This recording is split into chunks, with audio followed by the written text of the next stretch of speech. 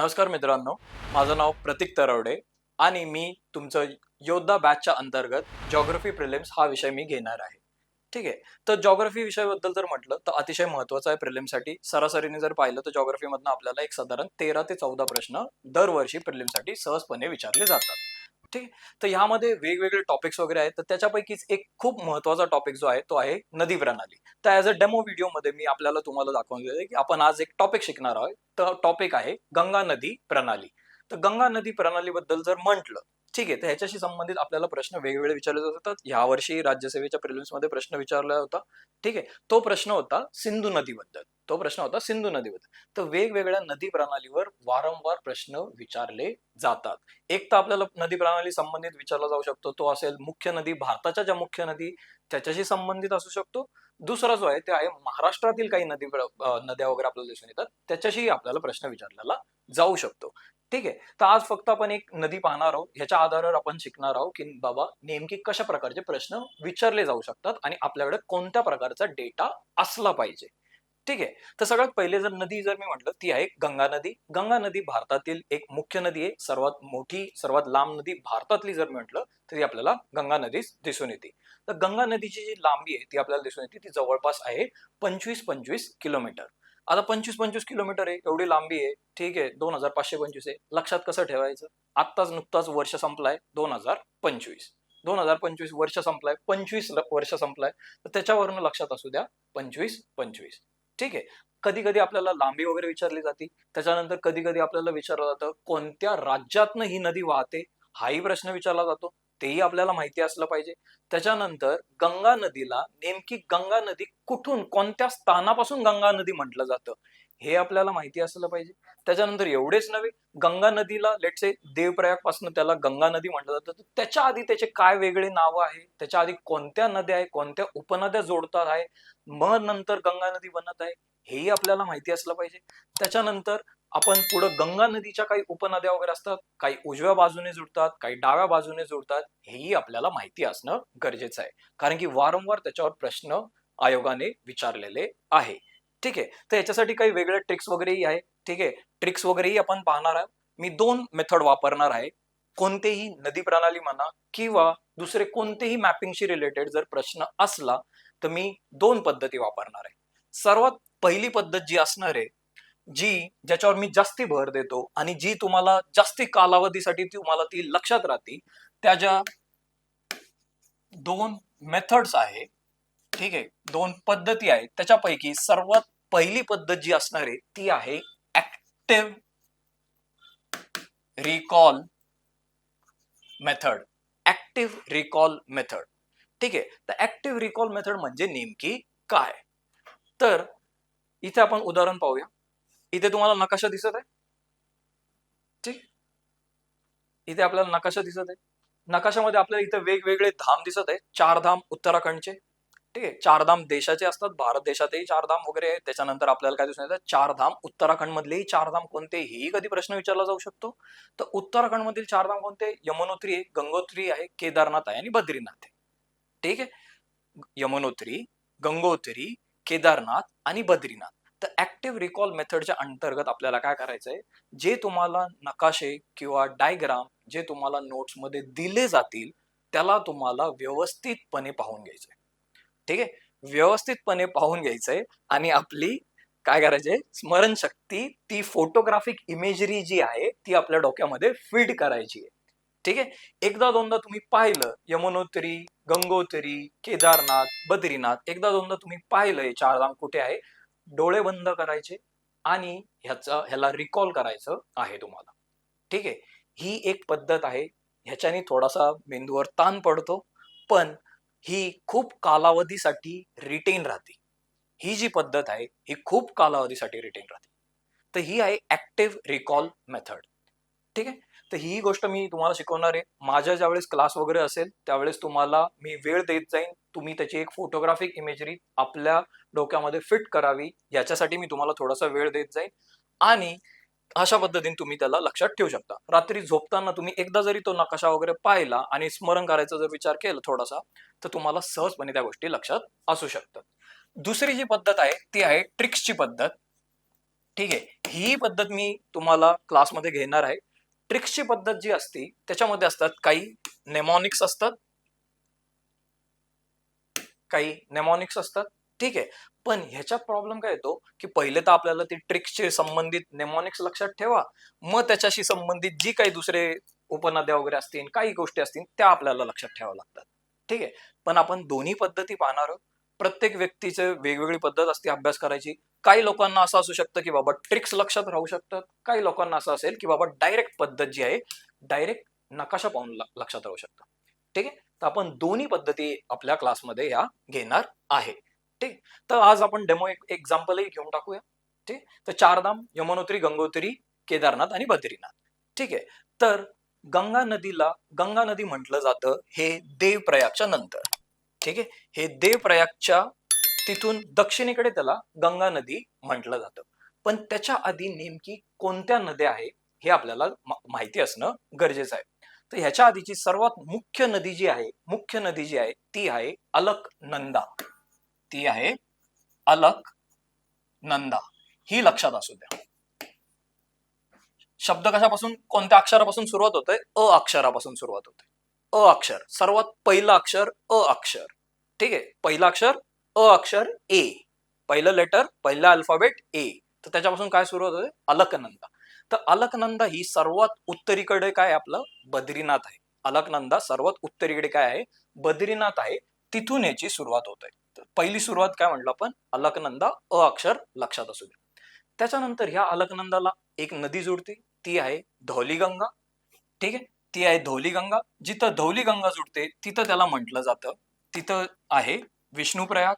ठीक आहे, त्याच्यानंतर परत ही अलकनंदाच दक्षिणेकडे वाहती, त्याला जोडती नंदाकिनी, तिथं म्हटलं जातं नंदप्रयाग. परत हीच अलकनंदा पुढे वाहत जाते, पुढे अजून दक्षिणेकडे आणखी एक नदी त्याला जोडती, ती आहे पिंदारगंगा. ठीक आहे, तिथं आहे कर्णप्रयाग. त्याच्यानंतर हीच नदी परत अलकनंदा पुढे दक्षिणेकडे वाहती, त्याला मंदाकिनी जोडते केदारनाथ मधून, तिथे त्याला म्हटलं जातं रुद्रप्रयाग. ठीक आहे, रुद्रप्रयाग. परत हीच अलकनंदा दक्षिणेकडे वाहत जाती आणि देवप्रयागच्या इथे त्याला भेटून जाती भागीरथी. तिथून पुढे त्याला म्हटलं जातं गंगा नदी. तर आता एवढ्या गोष्टी हे नेमकी लक्षात ठेवायच्या कशा? सर्वात पहिली लक्षात असू द्या ती आहे अलकनंदा. सर्वात पहिली लक्षात असू द्या अलकनंदा. त्याच्यानंतर नेमॉनिक जर म्हटलं आपण तर ते आहे, इथेच घेतो, डी एन पी एम बी. ठीक आहे, डी एन पी एम बी. ठीक आहे, धनु नंदा पिंड मांडतो भागीरथीला. धनु नंदा मांडतो भागीरथीला. ठीक आहे, धनु नंदा पिंडू मांडतो भागीरथीला. परत रिपीट करतो, धनु नंदा पिंडू मांडितो भागीरथीला. ठीक आहे, तर ही निमॉनिक लक्षात असू द्या. पहिलं काय आहे? अलकनंदा. पहिलं काय आहे? अलकनंदा. दुसरं काय? धनु नंदा पिंडू मांडतो भागीरथीला. ध पासून आपल्याला काय? धौलीगंगा आहे. ठीक आहे, त्याच्यानंतर धनु नंदा, त्यानंतर काय? नंदकिनी जुडते. ठीक आहे, त्याच्यानंतर काय? पिंडू मांडितो. पिंडू काय तिथं आपल्याला पिंदार गंगा. ठीक आहे, त्याच्यानंतर आहे मांडितो. ठीक आहे, मंदाकिनी. ठीक आहे, त्याच्यानंतर आहे भागीरथी, जी आपल्याला गंगोत्रीपासनं उगम होताना दिसून येते. ठीक आहे, तर गंगोत्री हिमनदीपासून कोणती नदी उगवते? ती आहे भागीरथी. ठीक आहे, ती आहे भागीरथी. ही गोष्ट लक्षात असू द्या. त्याच्यानंतर केदारनाथ पासून मंदाकिनी आहे. ठीक आहे, मंदाकिनी कुठे जोडत आहे? रुद्रप्रयागला. 2013 मध्ये आपत्ती आली होती केदारनाथची, माहिती? तर मंदाकिनी नदीने कोसं रूप धारण केलं होतं? रुद्र रूप धारण केलं होतं. मंदाकिनी नदीने रौद्र रूप धारण केलं होतं. त्याच्यावरही तुम्ही लक्षात असू देऊ शकता, ते आहे रुद्रप्रयाग. ठीक आहे, ते आहे रुद्रप्रयाग. ठीक, तर हे निमॉनिकही लक्षात असू द्या. सगळ्यात पहिले काय? अलकनंदा. ठीक आहे, अलकनंदाला कोणते काय काय जोडत आहे? धनु नंदा, धाऊ नंदा किंवा धनु नंदा पिंडू मांडितो भागीरथीला. ठीक आहे, धौलीगंगा, नंदाकिनी, पिंदार गंगा, मंदाकिनी आणि भागीरथी. ठीक आहे, ही गोष्ट लक्षात त्याच्यानंतर आणखी एक गोष्ट येते ती आहे पंचप्रयाग. हे पंचप्रयाग उत्तरेपासून दक्षिणेकडे आपल्याला लक्षात ठेवायचे. पंचप्रयाग उत्तरेकडनं आपल्याला दक्षिणेकडे लक्षात ठेवायचे. तर त्याचा काय VNKRD. ठीक आहे, VNKRD. तर ह्याच्यासाठी वेगळे तुम्ही लक्षात ठेवू शकता. Very nice kids read daily. Very nice kids read daily. ठीक आहे, जे काही चांगले विद्यार्थी वगैरे असतात, लहान बाळ वगैरे म्हणा, लहान पोरं वगैरे म्हणा, ठीक आहे, जे काही विद्यार्थी असतात ते काय very nice kids read daily. ठीक आहे. So VNKRD. व्ही वर्ण विष्णुप्रयाग, N वर्ण नंदप्रयाग, K वर्ण कर्णप्रयाग, R वर्ण रुद्रप्रयाग आणि D वर्ण देवप्रयाग. ठीक आहे, राहतील लक्षात. VNKRD व्हेरी नाईस किड रीड डेली. ठीक आहे, विष्णुप्रयाग, नंदप्रयाग, कर्णप्रयाग, रुद्रप्रयाग आणि देवप्रयाग. ठीक आहे. त्याच्यानंतर ह्याच्याच पुढे मी काय म्हटलं होतो, धनु. ठीक आहे, धनु, नंद, पिंड, मांडितो. ठीक आहे, भागीरथीला. मांडितो भागीरथीला. धनु, नंद, पिंड मांडतो भागीरथीला. ठीक आहे. तर विष्णुप्रयागच्या इथं काय बाबा, धौली गंगा त्याला भेटत आहे. नंदप्रयागच्या इथे नंदाकिनी भेटत आहे. ठीक आहे, कर्णप्रयागच्या इथे पिंदार गंगा वगैरे भेटत आहे. त्याच्यानंतर रुद्रप्रयागपाशी मंदाकिनी भेटत आहे. त्याच्यानंतर देवप्रयागपाशी काय आहे, अलकनंदाला कोणती नदी जुळत आहे, ती आहे भागीरथी जुळत आहे. आणि देवप्रयाग पासून पुढे आपण त्याला म्हणतो गंगा नदी. पुढे आपण काय म्हणताय, इथून पुढे आपण त्याला म्हणत आहे गंगा नदी. जवळपास हे 70-1 किलोमीटर आहे ऋषिकेशच्या उत्तरेकडे. ठीक आहे. तर अशा रीते आपण ह्या गोष्टी लक्षात ठेवू शकता. ओके, तुम्ही डायरेक्ट नकाशाही पाहून लक्षात ठेवू शकता. ज्या लोकांना डायरेक्ट नकाशाने पाहूनच लक्षात राहू शकतं ते ऍक्टिव्ह रिकॉल मेथड वगैरे वापरू शकतात. जर नसलं होत, ठीक आहे, तर आपण नेमॉनिक्सच्या पद्धतीने लक्षात ठेवू शकता. ठीक आहे, दोन्ही पद्धती आहे, जसं तुम्हाला सोपं पडेल तसं तुम्ही लक्षात ठेवू शकता. ठीक. त्याच्यानंतर पुढं आपल्याला जे कधी कधी प्रश्न विचारला जातो, तो प्रश्न आपल्याला विचारला जातो उपनद्यांबद्दल. ठीक आहे, उपनद्या जरी म्हटलं असं नाही की बाबा फक्त तुम्हाला प्रश्न असा विचारला जाऊ शकतात की बाबा डाव्याकडनं जुळणाऱ्या उपनद्या आणि उजवीकडनं जुळणाऱ्या उपनद्या, असाही प्रश्न विचारला जातो. त्यांच्यापैकी कोणत्या डाव्याकडनं कोणत्या उजवीकडनं हे आपल्याला माहिती असलं पाहिजे. त्याच्यानंतर एवढंच नव्हे, कोणत्या डाव्या तर आहेच, पण त्या पश्चिमेपासून पूर्वीकडे कशा आहेत तेही आपल्याला माहिती असलं पाहिजे. तर ह्याच्याशी संबंधित आपल्याला प्रश्न विचारला जाऊ शकतो. तर एक तर आहे डायरेक्ट ऍक्टिव्ह रिकॉल, म्हणजे डायरेक्ट तुम्ही नकाशा व्यवस्थित पाहू शकता, एक एक नदी कोणती आहे आणि त्याला लक्षात ठेवायचा प्रयत्न करू शकता. पण हे कसं आहे, थोडंसं अवघड पद्धत आहे. ओके, दुसरी पद्धत जी आहे ती परत आपली आहे नेमॉनिक वाली. ठीक आहे, तर नेमॉनिक वाली जर मी म्हटलं तर आहे डाव्या बाजूने जे जुडणारे उपनद्या आहे ते आहे RGGGK. ठीक आहे, RGGK. ठीक आहे, रामगंगा, गोमती, घागरा, गंडक आणि कोसी. रामगंगा, गोमती, घागरा, गंडक आणि कोसी. हे जर डायरेक्ट तुम्हाला लक्षात राहिलं तर चांगली गोष्ट आहे. मॅप पाहून जरी तुम्ही पाहिलंय या नद्या लक्षात राहिल्या तरी ठीक आहे, नाही राहिल्या तर त्याच्यासाठी आपल्याला काय आहे, त्याच्यासाठी आपल्याकडं ट्रिक आहे, ती आहे राम गंगा, RGGK. ठीक आहे, राम गोपाळ राम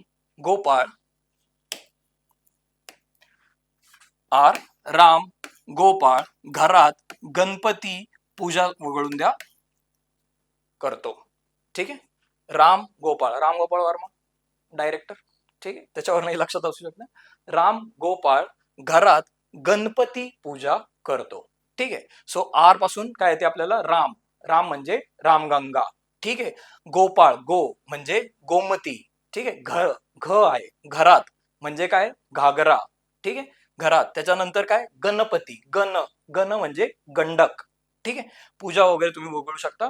त्याच्यानंतर काय बाबा, कोसी करतो. ठीक आहे, रामगंगा, गोमती, घागरा, गंडक आणि कोसी. ठीक, तर ह्या उपनद्या आहे ज्या गंगा नदीला जुळतात, ह्या डाव्या बाजूने जुळतात. त्याच्यानंतर मी काही इंग्लिशमध्येही टाकले, रिलायबल जॉग्राफी गाईड. मी जो असणार तुमचा असणार आहे रिलायबल जॉग्राफी गाईड.